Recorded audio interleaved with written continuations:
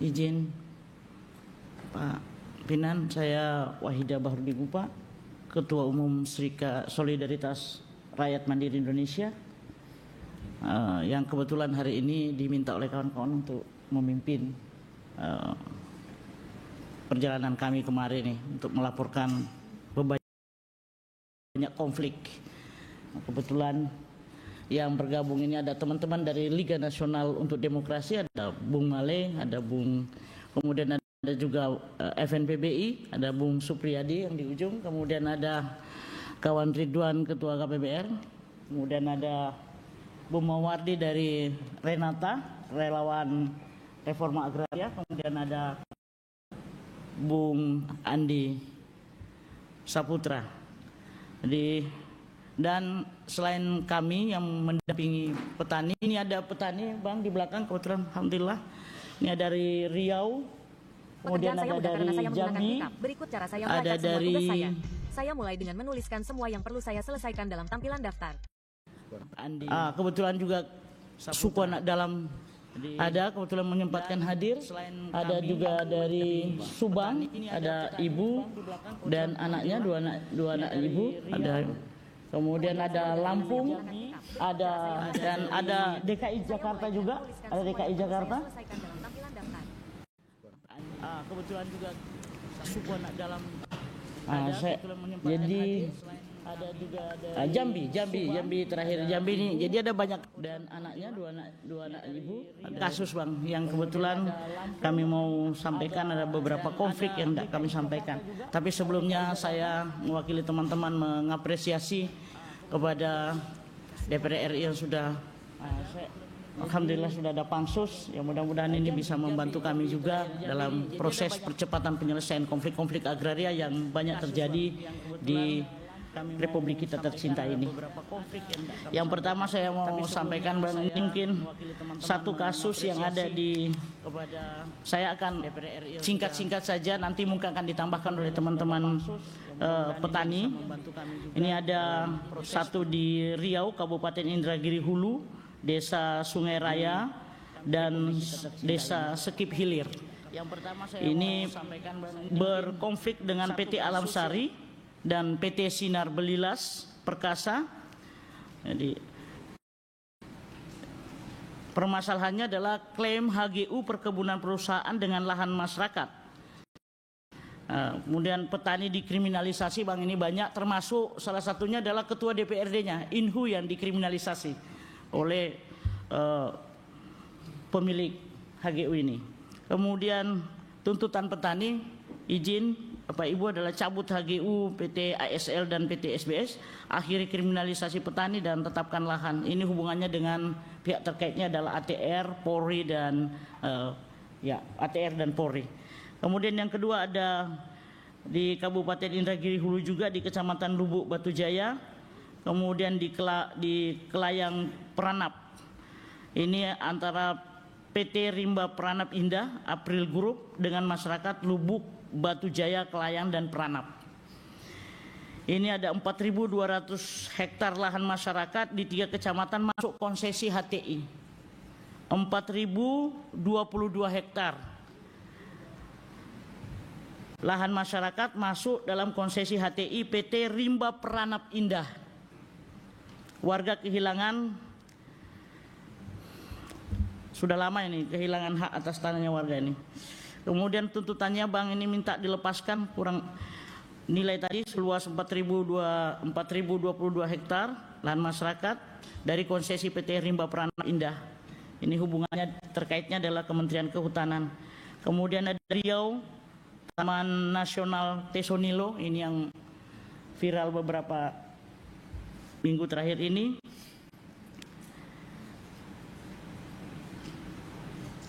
Kemudian ada juga dari Jawa Barat. Nah, ini di Jawa Barat Jawa Barat sedikit. Kalau Jawa Barat ini sedikit. Kalau yang tadi Tesonilo kita sudah tahu bersama ada luasannya kurang lebih 81.000 hektar, tapi masyarakat kami, teman-teman yang kami dampingi, petani yang kami dampingi hanya meminta kurang lebih 12.000 hektar, insya Allah. Yang memang masuk pemukiman dan memang sudah menjadi kebun mereka. Di luar orang-orang yang dianggap sebagai cukong di dalamnya. Kemudian ada Ibu Lora ini Ibu Lora. Bu Lora ini hanya sendiri, kasus Subang ini hanya sendiri, Pak Abang, ini sendiri. Cuman beliau ini menghabiskan hidupnya di hutan. Bertiga dengan anak perempuannya. Ini ibunya, ini Bu Lora. Jadi dia yang awalnya masuk ke hutan itu karena lihat gundulnya, hutannya gundul. Jadi ada illegal logging. Pada tahun 90-an itu beliau masuk ke dalam dan kemudian mulai menanam bersama dengan suaminya. Dan kemudian melahirkanlah anak-anak di sana sembari mendaki karena ini pencinta alam. Jadi lahir dari situ sampai akhirnya kemudian ya tidak ada keinginan lagi untuk hidup di kota seperti kita ini. Beliau akhirnya bermukim di dalam hutan di tepatnya di Ciater di kaki Tangkuban Perahu, hutan Tangkuban Perahu. Ya, dan konfliknya kecil. Memang lokasinya beliau tempatnya itu kurang lebih 0,7 hektar, jadi nggak nyampe sehektar. Tapi masuk CA Bang, jadi dia masuk CA sehingga kemarin dapat teguran dari BKSDA untuk segera meninggalkan tempat. Tapi kami sudah membangun juga komunikasi dengan BKSDA. Kita berharap mudah-mudahan bisa cepat juga selesai kasus beliau insyaallah. Kemudian ada juga kasus Jambi di Kabupaten Batanghari, Desa Bungku. Ini ada dua di RT 27 dan RT 36. Ada dua RT, ada RT 27 dan RT 36. Tapi dua RT ini berbeda PT konfliknya. Jadi yang satu yang warga Jambi Desa Bungku RT 27 itu berkonflik dengan PT AAS WN WKS dengan konsesi HTI. Nah, kemudian untuk yang di RT 36 ini dengan PT Reki Restorasi Ekosistem dengan luas untuk di wilayah RT 27 itu 750 hektar. Kemudian di wilayah RT 36 itu 850 hektar. Jadi, ya yang terkaitnya adalah Kementerian Kehutanan dan masyarakat petani meminta supaya dilepaskan dari konsesi HTI. Kemudian ada Kabupaten Riau, di Kabupaten Indragiri Hulu lagi. Ini PT Alam Sari, PT Wahana Mandiri Indonesia. Ini case-nya plasma ini Bang. Ini plasma, kemudian petaninya disuruh ngambil kur. Nilai kurnya 98 juta per petani. Dengan jumlah petani, luasan plasmanya itu 2000, berarti petaninya ada 1000. Nah yang jadi persoalan adalah setelah kurnya keluar, masyarakat tidak pernah mendapatkan apapun dari kur tersebut. Jadi memang pihak bank di dalam perjanjian kerjasamanya itu mereka menunjuk pihak ketiga sebagai channelin agent. Jadi ada pihak ketiga yang dijadikan sebagai agen untuk menyalurkan bantuan fasilitas kur tersebut. Dan karena itu peristiwa di kurang lebih di 15 tahun yang lalu, sampai hari ini itu sudah posisi macet Bang. Nah itu kreditnya ini kredit macet, petani PT tidak bisa lagi membayar, sertifikat petaninya mau dilelang, sementara petaninya tidak tahu menahu soal anggaran ini. Ini nilainya 98 miliar kalau kita kalkulasi secara keseluruhan dari 1000 sertifikat yang dijadikan agunan. Yang hebatnya lagi justru pihak ketiga ini memang di dalam kontraknya disebutkan bahwa ada kolateral, tapi kolateralnya tidak dijelaskan. Nah, jaminan apa ini dari pihak ketiga ini? Nah itu. Jadi kita berharap ini segera juga bisa selesai karena sekarang ini dalam posisi mau lelang. Tapi kemarin kami sudah komunikasi dengan pihak BSI Bang. Kata BSI kami tidak akan lelang, kami tunggu apa yang diperintah oleh pemerintah. Karena kami memang sampaikan bahwa kami ini berkomunikasi dengan DPR RI, kami sudah ketemu, kami juga ke Kementerian Pertanian, kemudian ke Kementerian UMKM, kita menunggu, termasuk dari Sekretariat Negara.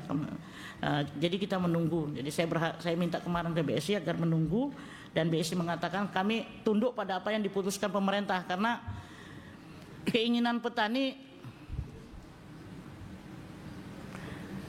petaninya penghapusan utang, Bang, pemutihan, kemudian ada replanting, karena petaninya bukan mau menjual, Bang. Kalau beberapa memang ada yang menawar mau beli lagi, mau jadi ini lagi, tapi petaninya tetap mau mengusahakan. Ini petaninya ada di belakang, ada Ibu Nur, ada Ibu Santi, ada Pak Daulay, ada ketua koperasinya juga ada di sini. Jadi koperasinya ada di sini.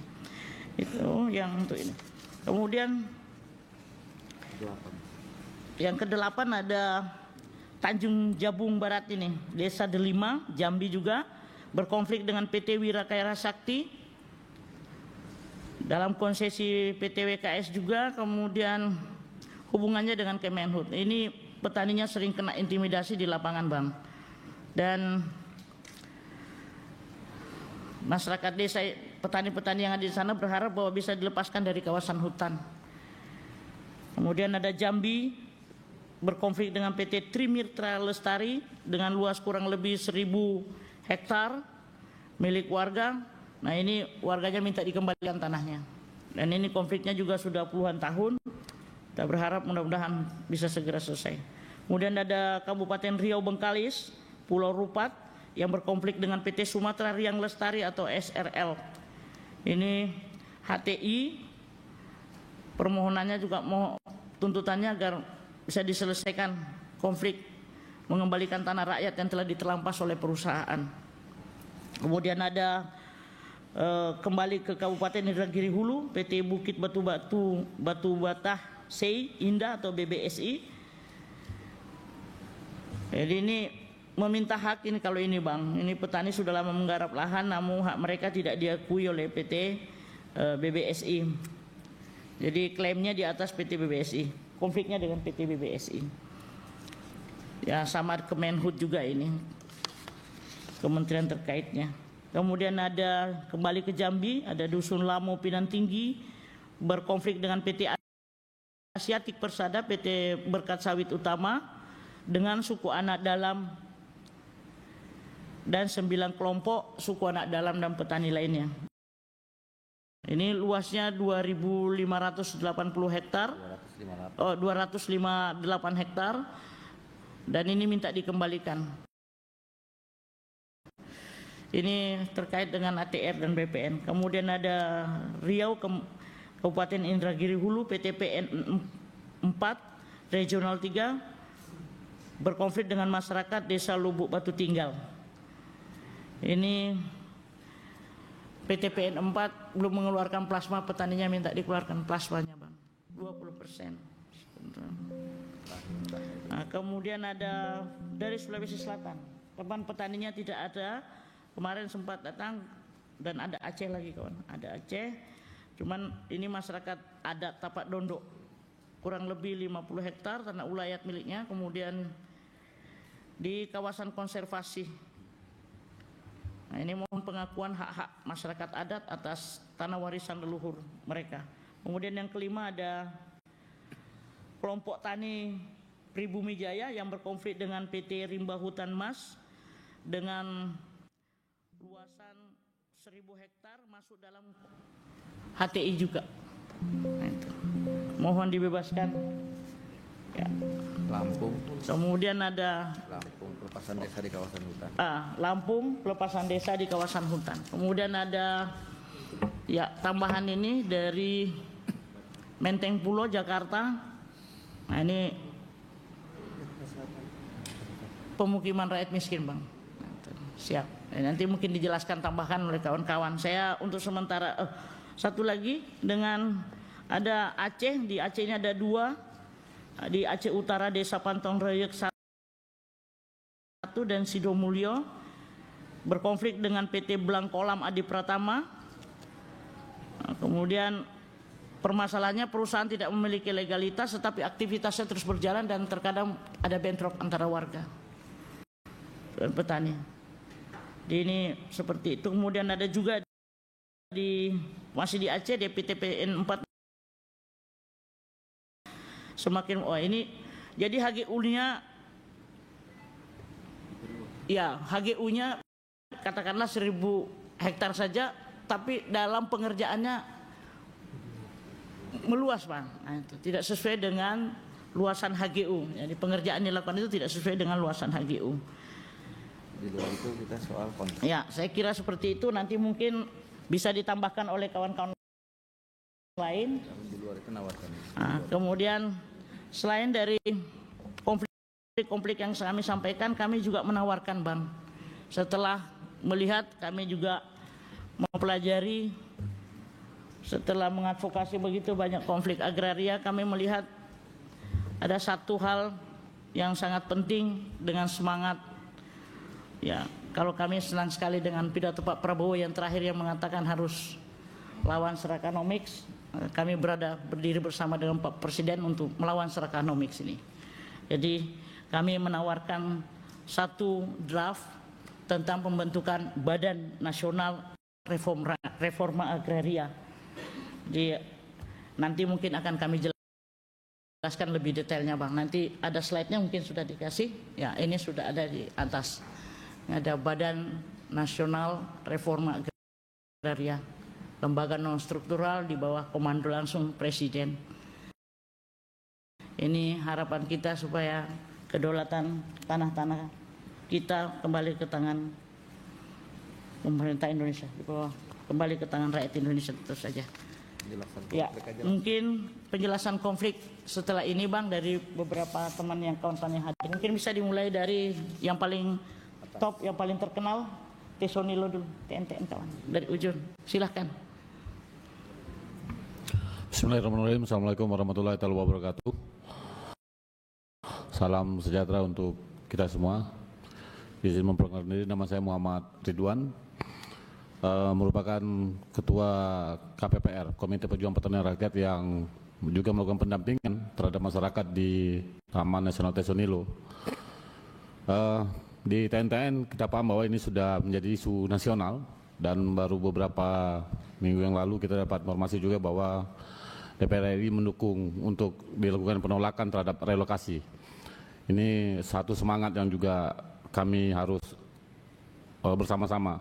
Namun pada penyelesaian konflik, kami di KPPR bersama Liga Mahasiswa itu juga bekerja sama dengan Satgas PKH sebenarnya terhadap kawasan konservasi, di mana Satgas PKH menganggap di kawasan konservasi tersebut juga ada permainan cukong, mafia tanah, sehingga memang kita harus benar-benar teliti dalam mendukung keberpihakan rakyat ini yang mana, cukong yang mana. Akhirnya setelah kami juga melakukan identifikasi, kami menemukan ada satu areal yang kita anggap sudah menjadi perkampungan. Di sana ada desa-desa, dan satu areal yang juga merupakan satu hamparan luas kebun kelapa sawit tanpa penduduk. Yang ini akhirnya kami berharap agar pemerintah dalam menerapkan memberikan kepastian hukum terhadap masyarakat ini agar benar-benar sampai pada kepentingan masyarakatnya. Kami telah melakukan identifikasi sebanyak 12.000 hektar itu wilayah yang benar-benar dikelola oleh masyarakat. Itu yang pertama. Tuntutannya, kalau untuk penyelesaian konflik di TNTN, kami menawarkan ada 2 SK penunjukan kalau tidak salah. SK pertama itu 38.000 sekian, baru pada tahun 2009 dilakukan lagi penunjukan, dan 2014 ada penunjukan kedua, sehingga memang luasan Taman Nasional Tesonilo itu menjadi 81.000. Kami dari sini meminta agar SK penunjukan kedua terhadap kawasan Taman Nasional Tesonilo itu dicabut, sehingga memang luas kawasan Taman Nasional Tesonilo hanya kembali pada penunjukan awal di 38.000 sekian-sekian. Terima kasih. Assalamualaikum warahmatullahi wabarakatuh. Dimatiin dulu. Semua yang disampaikan kan sudah bahan ada di sini, ya, termasuk kasus-kasus yang belum sampai. Sebagai mengetahui, pertama saya sampaikan bahwa ini 19 kasus yang saya lihat di sini, ini semua pasti akan nanti dipanggil oleh Pansus untuk menjelaskan di Pansus. Karena sudah terbentuk Pansus, nanti tinggal nunggu siapa yang jadi pimpinan Pansus akan berjalan. Tidak nunggu masa sidang lagi. Kalau misalkan di masa reses mau jalan, kita jalan rapat-rapat untuk pemanggilan ini. Nanti jelaskan semuanya di Pansus. Termasuk tadi terkait HGU segala macam. Sudah ada kesepakatan pemerintah dengan DPR, belum ada HGU yang ditandatangani perpanjangannya. Nanti di Pansus akan dibahas semua antara Ibu dengan Pansus. Itu aja, jadi tidak perlu satu-satu lagi. Terima kasih Bu ya. Bahan-bahannya nanti bisa diserahkan langsung ke pimpinan DPR. Nanti pimpinan DPR akan teruskan ke Pansus yang sudah dibentuk oleh DPR dan nanti udah bisa mulai kerja dengan cepat. Mungkin selain kasus, kalau kasus kan bisa. Ini kita mau dengar aja paparannya selintas mengenai badan tadi. Itu lebih penting itu. Siap Bang. Ini kasih ke Bang Das ke sana. Nah, saya serahkan dulu biar enak sambil. Sekalian di sini. Ya, cuma.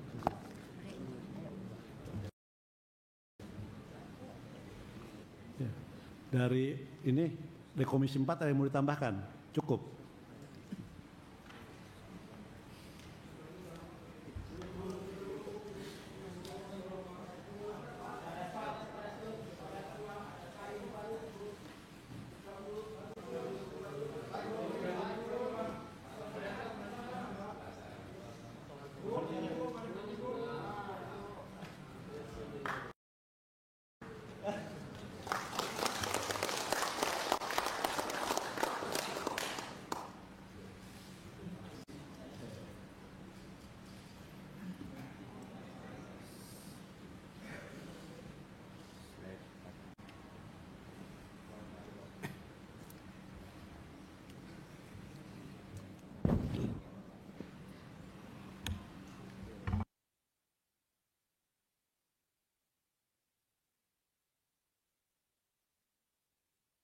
Bu, secara highlight sepintas terkait badan itu silakan dijelaskan.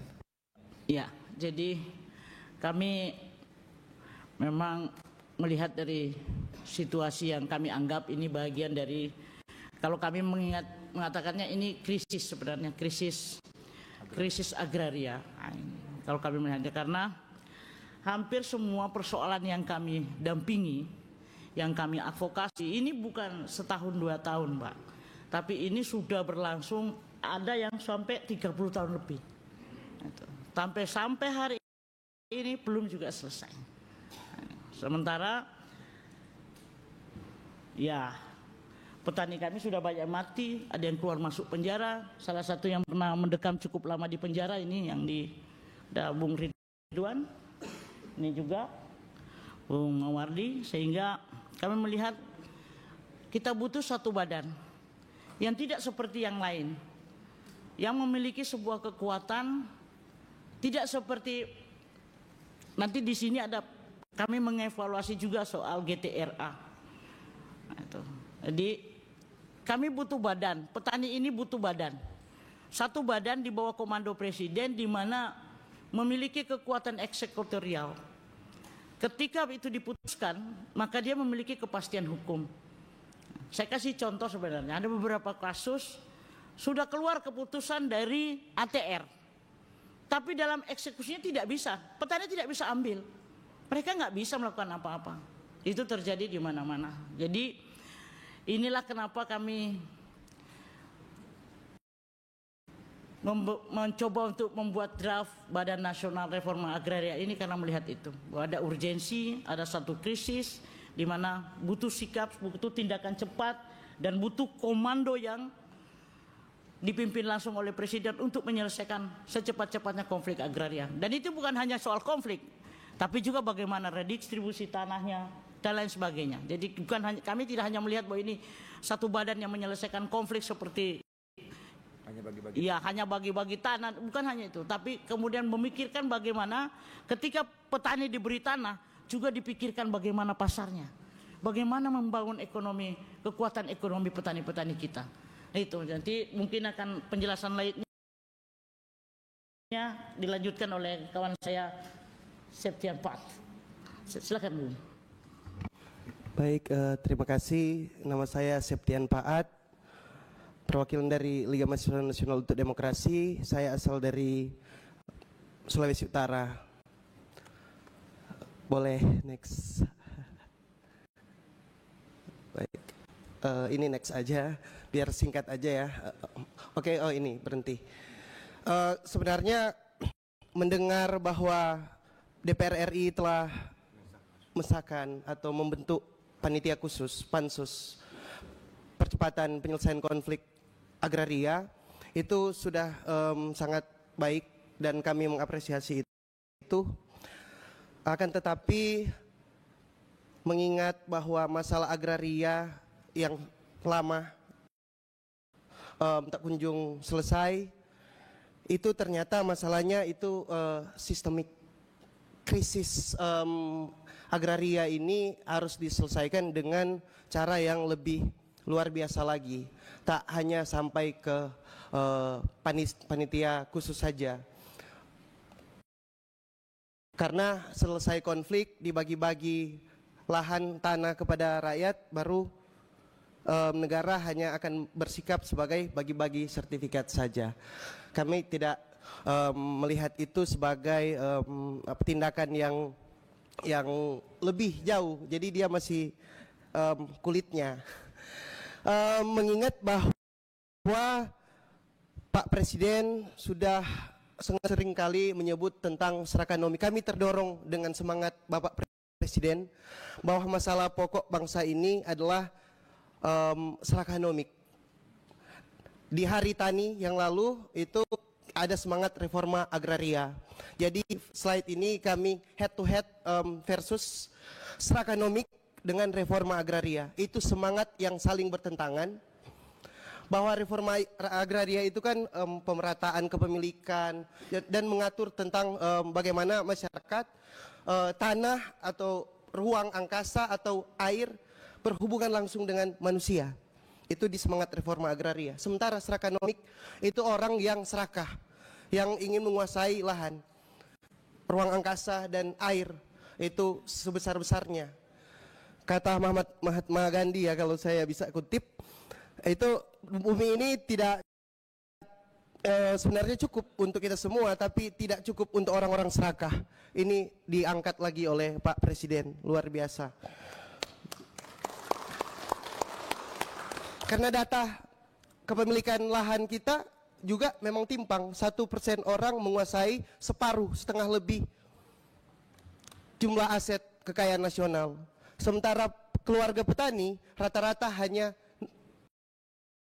tidak sampai 1 hektar atau setengah hektar saja yang dia punya. Inilah masalah kita. Nah, konflik ini, penyelesaian konflik bagi kami, jadi setelah redistribusi bagi kami harus ada pemberdayaan. Pak Presiden visi utamanya yaitu supaya kedaulatan pangan dan energi terwujud. Bagaimana pangan kita berdaulat kalau tanah atau petani tidak berdaya, apalagi tidak punya akses terhadap tanah. Nah, inilah masalah kita. Sehingga ada banyak masalah yang tadi sudah disampaikan. Implementasi reforma agraria selama ini belum optimal karena tumpang tindih kewenangan antar kementerian atau lembaga.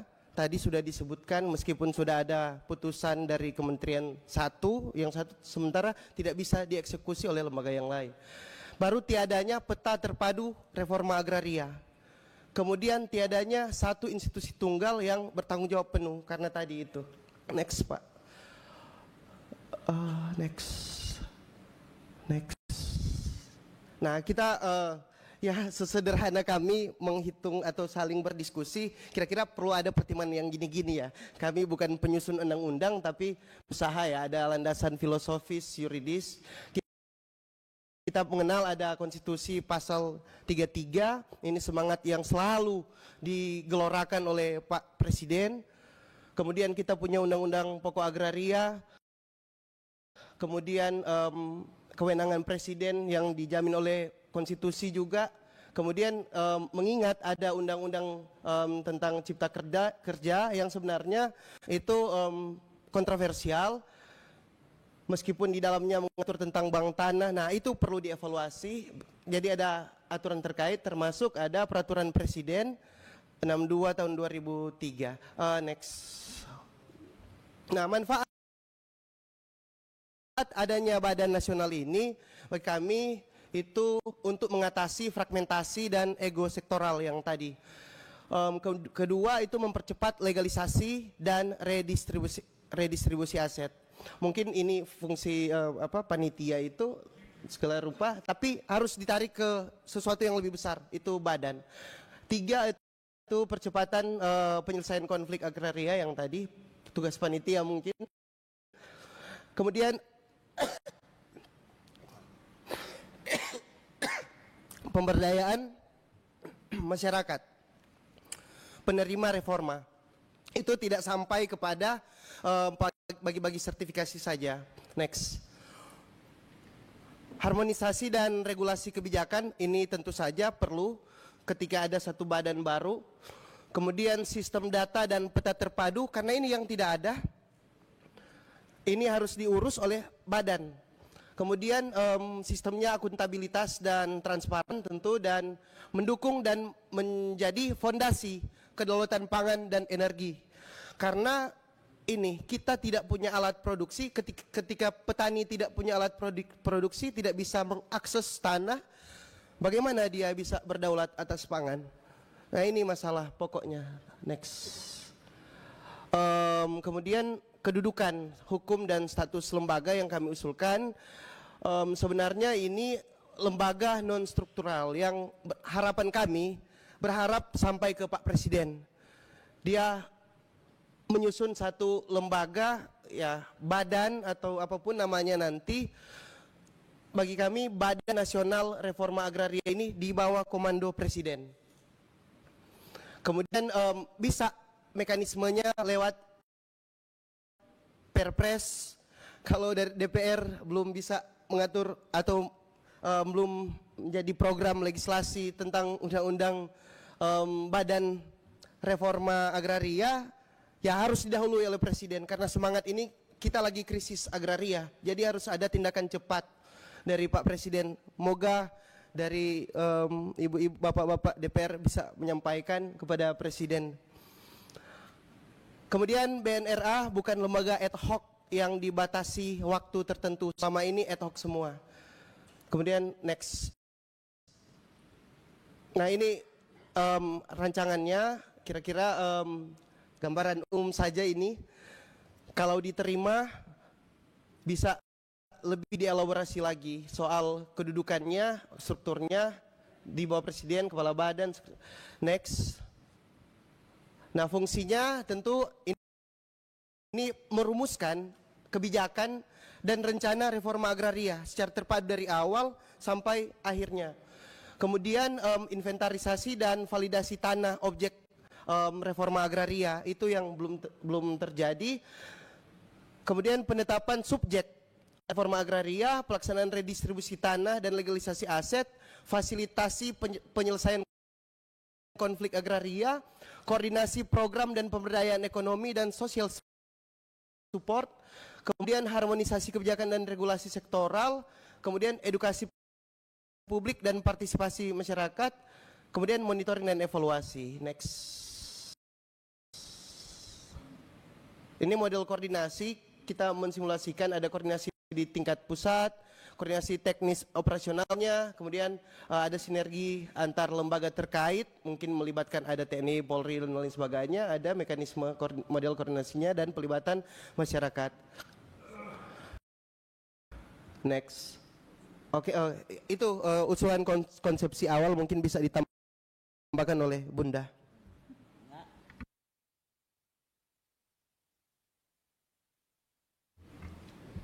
Terima kasih. Assalamualaikum warahmatullahi wabarakatuh. Bapak Ibu anggota DPR yang saya hormati, Bapak-bapak semua.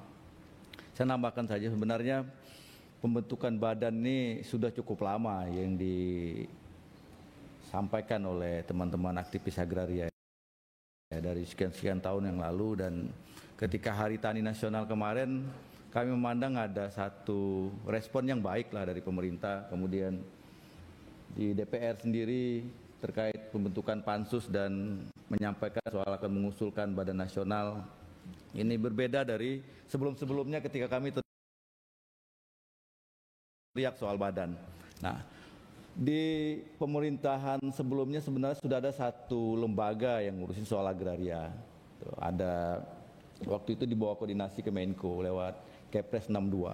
Tapi memang banyak kendala tadi yang disampaikan oleh Bung Septian, kendala-kendala di lapangan, kemudian soal miskomunikasi antar kementerian, atau kemudian ketika konflik ini ditangani oleh lembaga-lembaga sebelumnya, kita juga nggak ada siapa yang mau mempertanggungjawabkan, karena memang lembaganya hanya lembaga komunikasi saja, tidak ada kantornya juga, itu nggak jelas gitu loh. Tidak ada tempat pertanggungjawaban kita soal penyelesaian konflik agraria yang sudah berjalan. Nah, mandat Kepres ini membuat badan sekarang sebenarnya nggak susah juga kalau menurut kami ya. Hanya tinggal bagaimana kita melakukan perubahan terhadap Kepres 62 tentang reforma agraria. Di Kepres 62 itu cukup detail juga menjelaskan soal tadi yang disampaikan oleh Bung Septian, hanya soal kewenangan mungkin yang belum cukup kuat, bahwa lembaga ini tidak punya hak eksekusi. Kemudian soal kelembagaannya yang hanya kelembagaan koordinasi, yang nggak banyak yang perlu dirubah kalau kita mau bikin Kepres baru soal lembaga reforma agraria. Itu saja mungkin tambahan saya soal ini, soal kelembagaan ini. Kalau kita mau diskusikan panjang banget pasti kalau mau mendiskusikan per slide-slide yang tadi dibuat oleh kawan Septian. Mungkin itu, terima kasih. Assalamualaikum warahmatullahi wabarakatuh. Cukup ya? Ya. Ya kan. Baik, jadi memang sudah ada beberapa pertemuan dengan kawan-kawan pemerhati maupun penggiat dari reforma agraria ini, sehingga kami kemarin juga sudah membentuk panitia khusus yang tugasnya di legislatif ini nanti menerima aspirasi dan kemudian akan mengkoordinasi dengan pihak pemerintah, yang kebetulan memang beberapa pertemuan-pertemuan yang lalu itu juga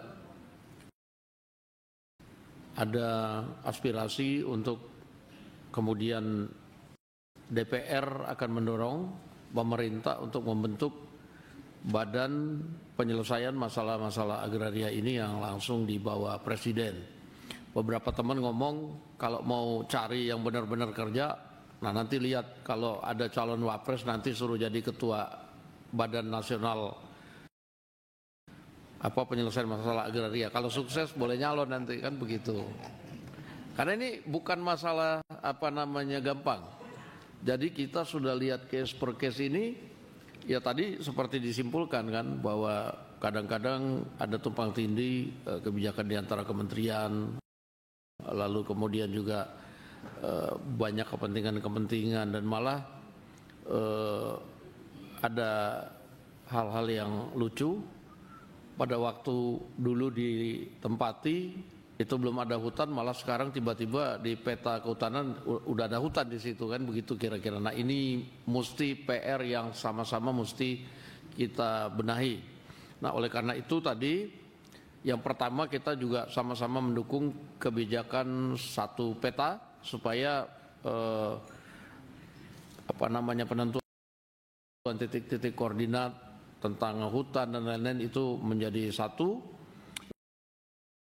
Lalu yang kedua tadi panitia khusus dari DPR untuk penyelesaian masalah agraria ini juga akan bekerja simultan tadi membahas beberapa permasalahan tadi, kasus-kasus yang dibawa oleh kawan-kawan, sambil DPR RI akan segera mendorong pemerintah membentuk Badan Nasional Penyelesaian Reformasi Agraria. Nah, mudah-mudahan kita berdoa bersama-sama bahwa semangat dari Presiden kita itu adalah sama untuk melakukan pembenahan sehingga mudah-mudahan dorongan dari kawan-kawan sekalian dan dari DPR itu bisa cepat direspon oleh pemerintah. Mungkin dari pihak Komisi 4 sebelum penutup ada yang mau ditambahkan?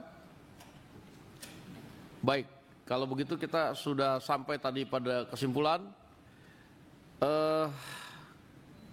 Pada saat panitia khusus mulai bekerja nanti kita akan undang untuk membicarakan ini, dan ini konsep mengenai Badan Nasional Penyelesaian Reforma Agraria ini kita akan sampaikan langsung ke pihak pemerintah. Demikian. Apabila tidak ada lagi, kita akhiri pertemuan kita pada hari ini dengan mengucapkan alhamdulillahirabbil alamin. Wassalamualaikum warahmatullahi wabarakatuh.